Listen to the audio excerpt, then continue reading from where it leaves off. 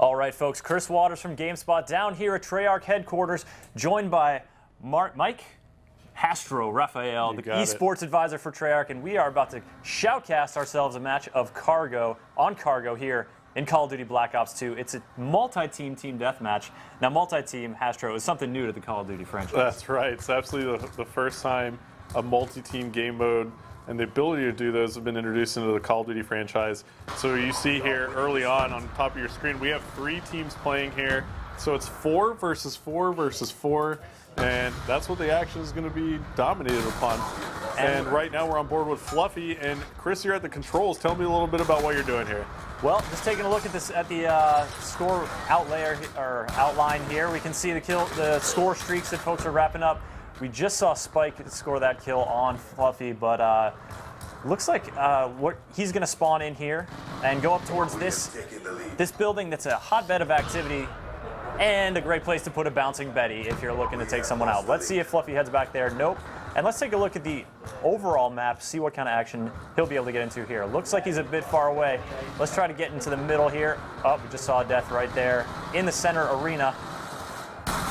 And oh, he just whacked somebody with a shotgun there. And now you just swap back over to Whiskers here. We're going to cut back in with Whiskers. You just did that perfectly smooth transition there from the overhead map back into the game. Now, Cargo is it's a relatively small to medium-sized map. There's a lot of action. You can get to it really quickly. So you're actually never really that far away from getting into combat. And you see the target finder attachment for Whiskers there. Put in some shots, but just couldn't clean up the kill there, Chris. He was trying to take the Overwatch there from the second tier. There's a lot of not only close quarters, but multi-tiered action, and there you see him mowing down Spot. And now this is going to be a tough place to hold down. He puts down one of those new shock charges. That's going to serve as almost a proximity warning. He'll hear that buzz, know that someone has come to the door, gets shocked a little bit, but of course didn't get the chance. He got gunned down. Now let's see, as he heads in here, we're going to take a look at the scoreboard. It's pretty even here in the early going. And boom, he just ran in to a crucial shield melee bash. And we've actually lost signal here real quick for a minute, folks. So there we go, we're back on board. So Whiskers now, he's got the reflex sight on this weapon at the moment. That's the MSMC. It's a submachine gun, very powerful, but he gets smoked from behind by Rex. So yeah, we're taking a look here at the picture-in-picture. We see that the red team is now in first place, and they have quite a few kill streaks on the board. Let's hop on board with Woofy. He's working on 2 kill streaks, and as you can, or the score meter, you can see once we get back to a live player, you can see down in the bottom right corner. That's the new interface to tell you where you're at with your score streaks, what you can expect to come down the pipe. And now he's back up in that perilous area, waiting for someone to come up and meet his MSMC customized. Yeah, so that's a great SMG. It's probably my favorite at the moment. As you see hip fire from it. It's pretty nasty. You know, can he turn on this player? Oh, just almost got the hit marker on him, but he couldn't finish him off. And now let's pop back out to the map and see where the action is hottest. We got looks like Shadow is doing some work.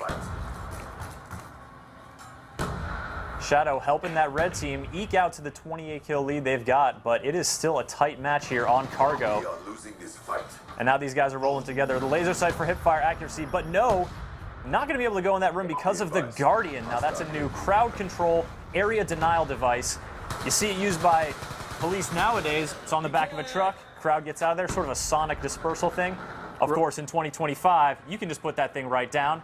Boom. No one's going there. Conceptually, in 2025, you'll be able to take the high-powered microwaves, which is the Guardian turret here in Black Ops 2. You'll be able to make that portable, set it down, lock down a choke point, block a path. It's really irritating to any player who's going to try and come down a certain path. We see Shadow picking up some nice hip fire there. Using that laser sight. And Chris, yeah, he's using the laser sight attachment. Not helping him with accuracy down that long corridor, though. Whiskers gets the best of him. No, you can't really hip fire all the way across the map, but the laser sight does increase some hip fire accuracy, so that's always nice.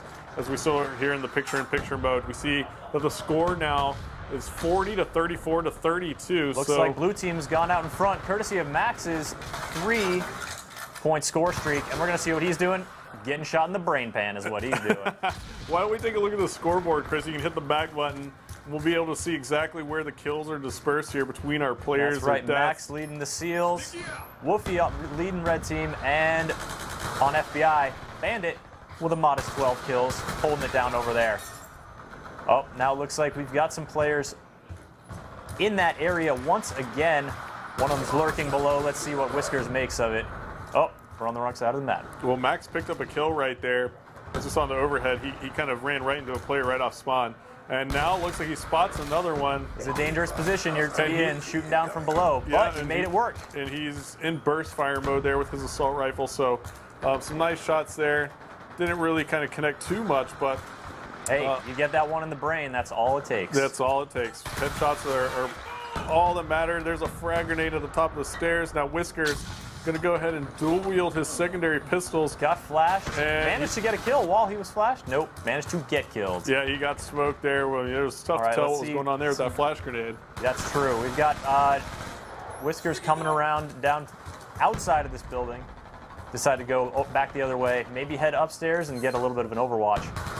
Putting down that shock grenade indicator thing to let him know when people are sneaking up on his 6. Yeah, so that shock charge, anybody that moves in the proximity of those shock charges he just laid down are going to get a brief shock, and it's going to notify him. There you go. You see the hit markers. And he knows it's happened. So the shock charge just hit a player, and it looks like Max picked up on that nicely, but it looks like his teammate actually picked up the kill behind him, so he can actually turn back his focus to this left side of the map. Got a couple guys down behind that car now, but now they are gone. Yeah, gone the way of the Dodo. Now he's looking to take out that elevated target first. So Max is doing a great job right there. Very good strategy there, Chris. I mean, he used the shock charges effectively and turned his attention back to where he needed to be when he needed to be there. So I think Max is doing a pretty good job right now. We're going to leave him on top of there and hop over to Bobo, the leader of Team Red, and see what's happening to him. Gotten shot real quick by Whiskers, and now he's going up towards Max. Let's see if he ends up heading up and trying to take that elevated area. Nope, he's heading out to the middle. This is a dangerous place to be. So we're on board with Bobo. His team's actually in second place right now. It's a battle for second and third, and it looks like Bobo did some big things there for his team, putting them in the lead by 3. Only a few seconds left on the clock. Looks like the blue team has this one all wrapped up, and it looks like Bobo just helped his team secure second place. Late game heroics get some second place, but of course it's the blue team out in front with 65. Congratulations to all those players, and thank you, Hastro. Oh, no problem, Chris. I hope you enjoyed spectating the game and shoutcasting a little bit with me. It was a sincere pleasure.